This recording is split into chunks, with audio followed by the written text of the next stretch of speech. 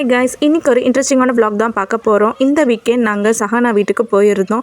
மதியம் லஞ்ச் எல்லாமே முடிச்சுட்டு ஸ்கை வாக்குக்கு போயிட்டு ஃபன் ஜோனுக்கு போகலாம் அப்படின்னு சொல்லிட்டு பிளான் பண்ணி குழந்தைங்களை கூட்டிட்டு ஃபன் ஜோனுக்கு போனோம். அங்கே கையில் இந்த மாதிரி ஸ்டிக்கர் போட்டு விட்டாங்க. பேரண்ட் ஒரு பர்சன் உள்ளார போய்க்கலாம் ஒரு கிட்டுக்கு. ஸோ நாங்களும் உள்ளார போயிட்டு பார்த்து என்ஜாய் பண்ணிகிட்டு இருந்தோம். இந்த மாதிரி நிறைய பால்ஸ் எல்லாமே கொட்டி வச்சுருந்தாங்க.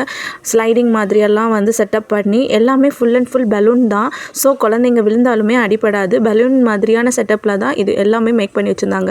ஸோ நானுமே என்னோடய சிஸ்டருமே சேர்ந்து ரிலாக்ஸ் பண்ணலான்னு சொல்லிட்டு அந்த பாலில் கொஞ்ச நேரம் வந்து விளையாடிட்டு இருந்தோம். இந்த பால் எல்லாமே ரொம்ப சாஃப்டான மெட்டீரியல்ஸை மேக் பண்ணி வச்சுருந்தாங்க. ஸோ குழந்தைங்க கீழே விழுந்தால் கூட அது வந்து அடிப்படாது. இவங்க என்ன பண்ணுறாங்கன்னா இதில் ஒரு ஸ்விம்மிங் பூல் மாதிரி அப்படியே குதிச்சு விளையாடுறாங்க.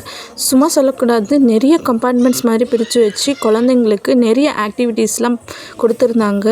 நிறைய ஜம்பிங் ஆக்டிவிட்டீஸ் மாதிரிலாம் கொடுத்துருந்தாங்க. இது அங்கேயே இருக்கக்கூடிய வேறு ஒரு ப்ளே ஏரியா. இது ஸ்லைடிங்லேருந்து வந்து விளையாடுற மாதிரி தான் இதுவும் செட்டப் பண்ணி வச்சுருந்தாங்க. ஸோ ரொம்பவுமே என்ஜாய் பண்ணி ரோஜா அண்ட் சஹானா ப்ளே பண்ணிட்டு இருந்தாங்க. இந்த ப்ளே ஏரியாவில் டைம் அன்லிமிட்டட். மார்னிங் 11 o'clockலேருந்து 7:30 வரைக்கும் எவ்வளோ நேரம் வேணால் ப்ளே பண்ணிக்கலாம்னு சொல்லியிருந்தாங்க.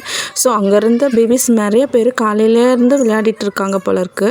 சுட்டிஸ் பாருங்கள், ஸ்ட்ரெயிட்டாக வராமல் டவுன்வர்ட்ஸில் வந்து ஸ்லைடிங் பண்ணிட்டு இருக்காங்க. ரொம்ப வாழ்த்தனம் அதிகமாகிடுச்சு. இங்கே நிறைய டிஃப்ரெண்ட் டைப்ஸ் ஆஃப் கேம்ஸ் இருந்துச்சு. அப்ஸ்டார்ஸில் எல்லாமே கேம்ஸ் கொடுத்துருந்தாங்க.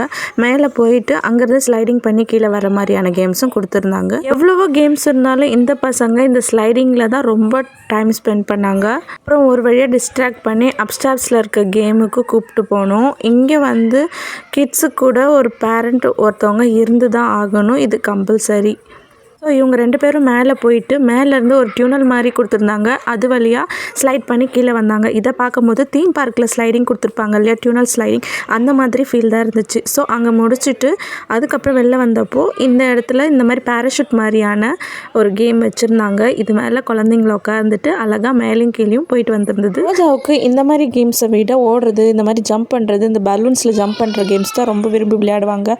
ஃபஸ்ட்டு பயப்பட்டாங்க. அதுக்கப்புறம் அவங்க டேடி வந்து கன்வின்ஸ் பண்ணதுக்கப்புறம் ஜாலியாக உட்காந்து விளையாட ஆரம்பித்தாங்க. சஹானாவும் இதை பார்த்துட்டு விளையாடணும்னு சொல்லிட்டு வந்தாங்க. ரோஜாவை கொஞ்ச நேரம் விளையாட வச்சுட்டு அப்புறமா சஹானாவையும் இதில் உட்கார வச்சு விளையாட வச்சோம்.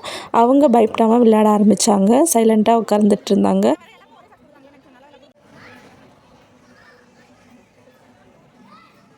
கொஞ்ச நேரம் விளையாடினோடனே பேராஷூட்டு ஸ்டாப் ஆகிடுச்சு. ஆட்டோமேட்டிக்காக அவங்க கீழே இறங்க ஆரம்பிச்சிட்டாங்க. சரி, இது முடிஞ்சதுக்கப்புறம் ஒரு கிட்ஸ் மினி பஸ் இருந்துச்சு. அதுக்குள்ளார 2 பேரும் ஏறி உட்காரணும்னு அடம்பிடிச்சு ஏறி உட்காந்துட்டாங்க. ஆனால் ஆல்ரெடி ஒரு குட்டி பேபி ஒன்று டிரைவிங் சீட்டில் உட்காந்து இந்த மாதிரி ட்ரைவ் பண்ணிகிட்டு இருந்தாங்க. இவங்க 2 பேரும் பேசஞ்சர் மாதிரி பின்னாடி உட்காந்துட்டு போயிட்டு இருந்தாங்க. இதெல்லாம் பார்க்கும்போது இந்த காலத்து கிட்ஸுக்கு என்னென்ன ஆப்ஷன்ஸ் இருக்குது பாருங்கள் ப்ளே பண்ணுறதுக்கு. இண்டோரில் தான் அவுட்டோரில் இருந்து தனியாக ஃபன் ஜோனும் வந்துடுச்சு.